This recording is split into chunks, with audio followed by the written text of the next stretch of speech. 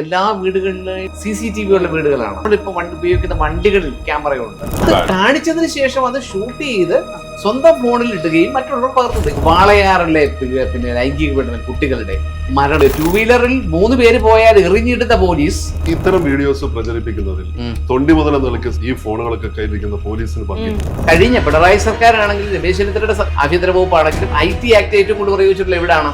രാഷ്ട്രീയ നേതാക്കന്മാർക്കെതിരെ വിദ്വേഷ പരാമർശം നടത്തി അല്ലെങ്കിൽ മതസ്പർദ്ധ വളർത്തി എന്നുള്ളതിലാണ്. പുറത്തായാലും എല്ലാവരും മനുഷ്യർ തന്നെയാണ്. ബ്ലഡ് നമ്മുടെ സിരകളിലൂടെ ഒന്നും ബ്ലഡാണ്, ശ്വസിക്കുന്ന വായുവാണ്, കുടിക്കുന്ന വെള്ളമാണ്. അല്ലെങ്കിൽ ഇങ്ങനത്തെ ഒരു സംഭവം ഒരാൾക്ക് ഷെയർ ചെയ്യുമ്പോൾ ഇത് അടിപൊളിയാണ് അങ്ങനെ ചെയ്യണം എന്ന് പറഞ്ഞു കൊടുക്കുന്ന ഫ്രണ്ട്സ് ചിലപ്പോൾ ഉണ്ടാവുമായിരിക്കാം. നമ്മൾ ചർച്ച തുടങ്ങിയപ്പോ നമ്മൾ പറഞ്ഞ കേസിലെ വാദിയുടെ വക്കീൽ ഇതെല്ലാം കേട്ട് നിങ്ങൾ ഈ പറയുന്നതെല്ലാം ഓരോ വശത്ത് നിന്ന് നോക്കുമ്പോൾ അതിൻ്റെതായ ന്യായങ്ങളുണ്ട്. പക്ഷെ നമ്മൾ മനസ്സിലാക്കണം, പണ്ടത്തെ കാലഘട്ടത്തിൽ ഒരു ക്യാമറ പോലും വളരെ അപൂർവമായ ഒരു കാലഘട്ടം ഉണ്ടായിരുന്നു. ഇന്നിപ്പം ആ കാലഘട്ടം മാറി. ഇന്നിപ്പം നമ്മുടെ റോഡിൽ കൂടെ നടന്നു പോകുമ്പോൾ എല്ലാ വീടുകളിലും CCTV ഉള്ള വീടുകളാണ്. ഇപ്പൊ ഉപയോഗിക്കുന്ന വണ്ടികളിൽ ക്യാമറയുണ്ട്. നമ്മൾ ഹോട്ടൽ മുറിയെടുക്കുമ്പോൾ ക്യാമറയുണ്ട്. അപ്പൊ ഇത്തരത്തിലുള്ള ഒരു ഇതുള്ളപ്പോൾ ഇത്തരത്തിലുള്ള പ്രത്യേകിച്ച് നമ്മുടെ സംസ്ഥാനം കേരള സംസ്ഥാനത്തിന് അതിൻ്റെതായ ചില പ്രത്യേക പാരമ്പര്യങ്ങളൊക്കെ ഉണ്ട്. നമ്മളിപ്പോൾ എത്ര അതിനെ ഇടിച്ചു താഴ്ത്തുമ്പോഴും നമ്മുടെ സംസ്കാരം ഒരു വലിയ സംസ്കാരം ഉള്ളതാണ്. പക്ഷേ ഇത്തരത്തിലുള്ള സൈറ്റുകളിൽ ഇത് പ്രചരിക്കപ്പെടുമ്പോഴും ഇതുകൊണ്ട് ഒരു സ്ത്രീക്കുണ്ടാകുന്ന മാനം അല്ലെങ്കിൽ അതിന്റെ അപമാനം, ആ കുടുംബം നേരിടുന്ന പ്രതിസന്ധി, അതിന്റെ ഒരു വശമാണ് നമ്മൾ ഇവിടെ ചർച്ച ചെയ്യേണ്ടത്. ഇതിനെ ഒരിക്കലും നമ്മൾ നിസ്സാരമായി ഒരു ലാഘവബുദ്ധിയോടെ ഇതിനെ ഒരു ഫണ്ണിയായി ചർച്ച ചെയ്യേണ്ട ഒരു വിഷയമല്ല. അല്ല, ഇത് പൊതുവെ ഇതിനകത്ത് പ്രധാന പ്രശ്നം എന്ന് പറഞ്ഞാൽ ഇപ്പൊ നമ്മൾ ഈ വിഷയത്തിൽ നിന്ന് തന്നെ വ്യതിചലിച്ചു പോയി. 4 വയസ്സുള്ള ഒരു മകളുടെ മുമ്പിൽ വെച്ച് ലൈംഗികമായ രതിഭേദം കാണിച്ച് അത് കാണിച്ചതിന് ശേഷം അത് ഷൂട്ട് ചെയ്ത് സ്വന്തം ഫോണിൽ ഇടുകയും മറ്റുള്ളവർ പകർത്തുകൊടുക്കും.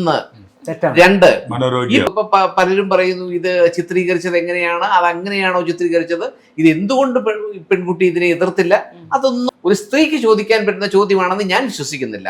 കാരണം ഒരു സ്ത്രീയും പുരുഷനും പിന്നെ സ്നേഹത്തോടെ ഇപ്പൊ കാമുകന്മാരാണെങ്കിൽ പോലും ഒരു കാമുകൻ ചെയ്യുന്ന പ്രവൃത്തിയല്ല ഈ ചെയ്തത്. മനസ്സിലായില്ലേ? കാമുകന്മാരെ നമ്മളും കണ്ടിട്ടുണ്ട്, നമ്മളൊക്കെ കാമുകന്മാരെ ആയിട്ടുമുണ്ട്. പക്ഷേ നമ്മൾ ഒരു കോളേജിൽ പഠിച്ചവരാണ്. അപ്പൊ നമ്മളൊക്കെ ഓരോ കാലഘട്ടത്തിൽ കൂടി കടന്നു പോയിട്ടുള്ളവരാണ്. അപ്പൊ സ്വാഭാവികമായിട്ട് ഒരു കാമുകൻ ഇത് കാണിക്കുമോ? കാണിക്കത്തില്ല. അപ്പൊ ഭർത്താവായ ഒരു ആളാണ് ഇത് കാണിച്ചിരിക്കുന്നത്. തന്നെയല്ല, അവിടെ ആ സ്ത്രീ തിരഞ്ഞെടുത്തത് എന്താണ്? അയാളെ ഉപേക്ഷിക്കാനല്ല, അയാളെ ഇവിടെ വന്ന് കൗൺസിലിംഗ് വിധേയമാക്കാനാണ് ശ്രമിച്ചത്. അപ്പൊ നമ്മുടെ എല്ലാ സ്ത്രീകളെയും ഒരുപോലെ കാണാൻ പറ്റില്ല. എല്ലാ കാര്യങ്ങളെയും നമ്മൾ ഇതിനപ്പുറത്തൊരു തലമുണ്ടെന്നുള്ള റോബിൻ തിരുമലയുടെ ആ ഒരു നിരീക്ഷണം, അതാണ് ഞാൻ പറഞ്ഞത്. ഒരിക്കലും നമ്മൾ ഇതിനെ നിസ്സാരമായി കാണാൻ പറ്റുന്ന ഒരു കാര്യമല്ല. ഇത്തരം നിയമങ്ങളൊക്കെ നമ്മൾ എഴുതി പുസ്തകത്തിൽ വെച്ച് പിന്നെ നിയമ സംവിധാനത്തിനെ നമ്മൾ ഊറ്റം കൊള്ളുമ്പോഴും യഥാർത്ഥത്തിൽ നമ്മുടെ നാട്ടിൽ ഇപ്പൊ വാളയാറിലെ പിന്നെ ലൈംഗിക പീഡനം കുട്ടികളുടെ മരണം, ആ കുട്ടിക്ക് നീതി കിട്ടിയിട്ടുണ്ടോ? കേരളത്തിൽ എത്ര ഇതുപോലുള്ള സാധാരണക്കാരായിട്ടുള്ള കുട്ടികളുടെ കുറ്റകൃത്യങ്ങൾ പ്രതികളെ ശിക്ഷിക്കപ്പെട്ടിട്ടുണ്ട്? നമ്മുടെ സിസ്റ്റത്തിനും ഇതിനകത്ത് പാളിച്ചുണ്ട്. ഇതിനകത്ത് 2 കാര്യമാണ്. സിസ്റ്റത്തിൽ പാളിച്ചുകൂടെ പറഞ്ഞിട്ട് സിസ്റ്റത്തിൽ പാളിച്ചുണ്ട്. കാരണം 2 വീലറിൽ 3 പേര് പോയാൽ എറിഞ്ഞിടുന്ന പോലീസ്, ബൈക്കിൽ ഹെൽമെറ്റ് വെക്കാതെ പോയാൽ ചേസ് ചെയ്ത് വണ്ടി മുട്ടിക്കുന്ന പോലീസ്, കുറച്ചുപേർ കൂട്ടം കൂടി നിന്ന് കഴിഞ്ഞാൽ അടിച്ചു ഓടിക്കുന്ന പോലീസ് പലപ്പോഴും, അല്ലെങ്കിൽ ഒരു രാഷ്ട്രീയ നേതാവിനെതിരെ എന്തെങ്കിലും ഒരു കമന്റ് സോഷ്യൽ മീഡിയയിൽ ഇട്ടാൽ അവന്റെ വീട്ടിൽ അർദ്ധരാത്രി വൃദ്ധനാണെങ്കിൽ പോലും പിടിച്ചുകൊണ്ട് പോകുന്ന പോലീസ്.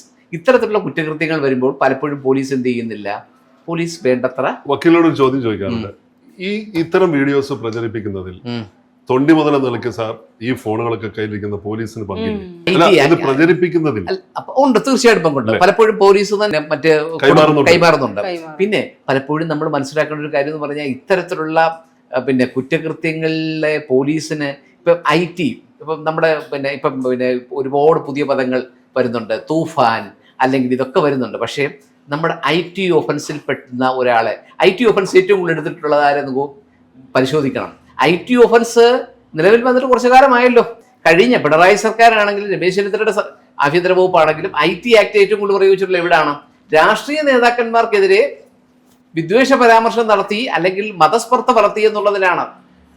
ലൈംഗിക കുറ്റവാളികൾക്കെതിരെ എത്ര IT ആക്ട് പ്രകാരം കേസ് എടുത്തിട്ടുണ്ടാകും, സിസ്റ്റത്തിലും പാളിച്ചുണ്ട്. പൂർണ്ണമായും പ്രശാന്ത് പറയുന്ന ഒരു ഡയമെൻഷൻ നമ്മൾ പൂർണ്ണമായും മനസ്സിലാക്കുന്നു. അതായത് സെക്ഷൽ പെർവേർഷനും സെക്ഷൽ ക്രിമിനൽ ആക്ടിവിറ്റീസും അതെ, നമ്മൾ വളരെ സീരിയസ് ആയി കാണേണ്ടതുണ്ട്. തീർച്ചയായിട്ടും. പക്ഷേ സമൂഹം ലൈംഗികതയും ശരീരശാസ്ത്രത്തെയും ഒക്കെ കാണുന്ന ഒരു തലം പണ്ടത്തിൽ നിന്ന് ഒരുപാട് മാറിയിട്ടുണ്ട്. ഇപ്പോഴത്തെ ചികിത്സ നടത്തേണ്ടതാണ്. തീർച്ചയായിട്ടും ഇതൊരു ഒരു അച്ഛൻ ഭർത്താവ് ഒരിക്കലും ചെയ്യാൻ പാടില്ലാത്ത ഒരു വലിയൊരു ഡിവൈൻ ആയിട്ടുള്ള ഒരു കാര്യം. അതെ. എന്നാൽ ലൈംഗികത ഡിവൈൻ ആയിട്ടുള്ള കാര്യമാണ്.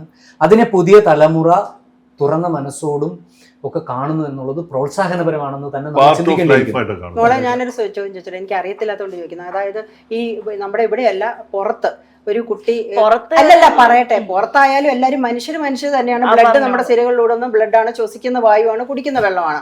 അവിടെ ഇവിടെ എന്നുള്ള ഇതല്ല. മോള് പറഞ്ഞതുപോലെ ഈക്വാലിറ്റി, അതായത് ഇപ്പൊ എല്ലാവരും നല്ല ഓപ്പൺ ആയിട്ട് പറയും, ബോൾഡായിട്ട് നിൽക്കും. ഒരു കൂട്ടുകാരന്റെ കൂടെ അടുത്ത് അങ്ങോട്ട് പോയാൽ കുഴപ്പമില്ല, ഇങ്ങോട്ട് പോയാൽ കുഴപ്പമില്ല എന്നൊക്കെ പറയും. അല്ലല്ല പറയട്ടെ മോളെ, മാറ്റം പറയണം. പനിഷ്മെന്റ് ആയിട്ട് കാണിച്ചിട്ടുണ്ടായിരുന്നു.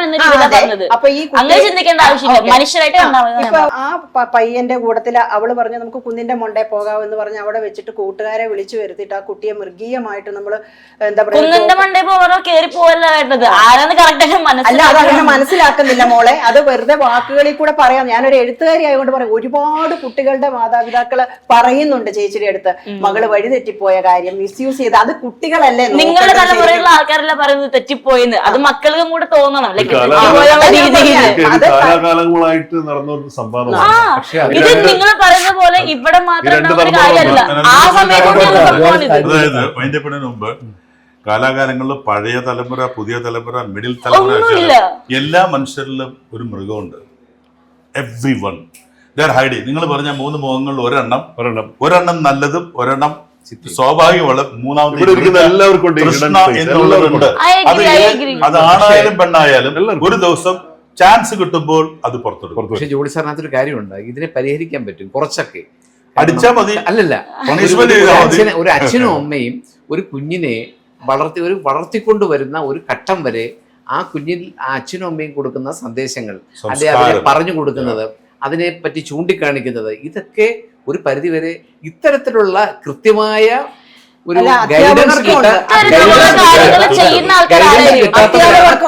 ഇത്തരത്തിലുള്ള കാര്യങ്ങൾ ചെയ്യുന്ന ആൾക്കാർ ആരറിയോ? ഈ സംഭവത്തിനെ കുറിച്ച് ഒരുപാട് ക്യൂരിയസ് ആയിട്ട്, അയ്യോ ഈ സംഭവം ഇങ്ങനെ ഒരു സംഭവമാണ്, ഇങ്ങനെ ചെയ്തതിന് ഇങ്ങനെയൊക്കെ ഉണ്ടാവും.